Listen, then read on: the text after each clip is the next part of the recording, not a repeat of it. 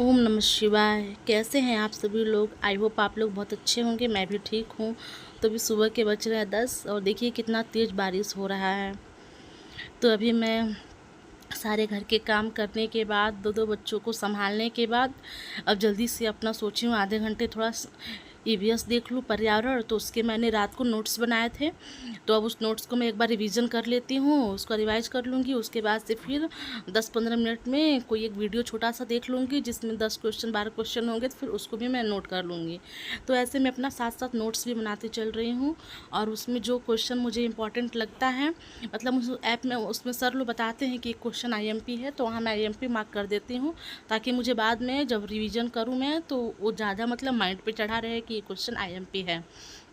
तो वही है कि सारे सुबह के सारे काम धाम करने के बाद, बच्चों को संभालने के बाद, पूरा घर की साफ़ सफाई किचन वगैरह सब करने के बाद कभी 11 बज जाता है, कभी 10:30 होता है। और जिस दिन ज़्यादा ही सफाई करने लगो उस दिन तो 12 बज जाता है मुझे खाना खाने में। और उसके बाद मैं फिर 1-2 बजे पढ़ने बैठती हूँ। तो काम के ऊपर निर्भर रहता है कि किस दिन ज़्यादा काम रहता है, किस दिन कम। तो कल मैं बहुत लेट से पढ़ने बैठी थी, क्योंकि कल पूरे घर की सफाई वगैरह हुई थी, क्योंकि आज जो जिउतिया पर्व है। तो वही आज तो मतलब घर की सारी सफाई कल ही हो गई थी, तो आज उतना ज़्यादा काम नहीं था। तो आज मैं 10 बजे तक फ्री हो गई थी अपने सारे काम धाम करके।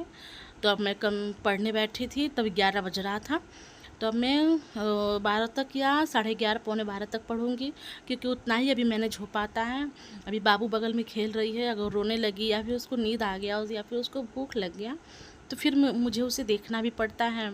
तो फिर अगर वो सो जाती हैं, अगर कोई काम नहीं रहेगा तो फिर एक और सब्जेक्ट पढ़ लूँगी, और नहीं अगर बीच में कोई काम आ गया या फिर बाबू परेशान करने लगी तो नहीं हो पाता है। तो अभी समय का मुझे बहुत अभाव है, अभी मैं मैनेज नहीं कर पा रही हूँ।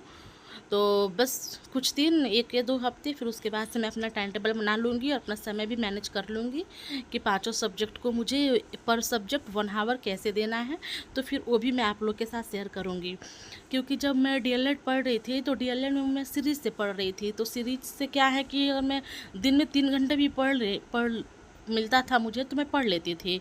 अपने एक सब्जेक्ट का 2 दिन, एक सब्जेक्ट का 2 दिन करके हफ्ते का मैंने टाइम टेबल बना लिया था, और अच्छा खासा मतलब मेरा डीएलएड निकल गया हो भी बिना बैग के। तो ऐसा नहीं है कि बिना बैग के निकला तो बहुत बड़ी बात है, नहीं मतलब कोई जंग नहीं जीता मैंने।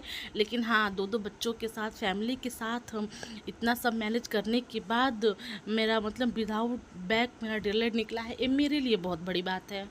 जबकि मेरी दोनों बेटियां ऑपरेशन से हुई हैं, पूरे 9 मंथ मुझे वोमिटिंग होता था प्रेगनेंसी की जर्नी में, दोनों के टाइम, और दोनों डीएलएड के पीरियड में ही हुई हैं। तो डीएलएड विदाउट बैग मेरे लिए बहुत बड़ी बात है। तो वो तो निकल गया, लेकिन ये यूपी टेट है तो इस पर ज़्यादा टाइम देना पड़ेगा, क्योंकि ये कंपटीशन बहुत टफ़ है। तो इसलिए तो अभी मैं मैनेज नहीं कर पा रही हूँ, लेकिन धीरे धीरे मेरा टाइम बन जाएगा। तो यहाँ मैं ईवीएस पढ़ रही थी। अब ईवीएस पढ़ने के बाद फिर अगर नए बच्चे परेशान करेंगे तो एक सब्जेक्ट और मैं देख लूँगी सीडीपी का। तो मेहनत करते रहना चाहिए, और देखिए बिना मेहनत के कुछ नहीं होगा। हम हाउसवाइफ है, सुबह से जब हमारा सुबह का रूटीन चालू होता है तो मानो पैरों में हम लोग की मशीन लग जाता है। मुझे तो और दिक्कत होता है, क्योंकि मेरा घर 3 मंजिला है। तो मुझे जल्दी जल्दी किचन का सारा काम करके फिर 2 तल्ले पे पूरा झाड़ू पोछा करो, फिर 3 तल्ले पे पूरा झाड़ू करो।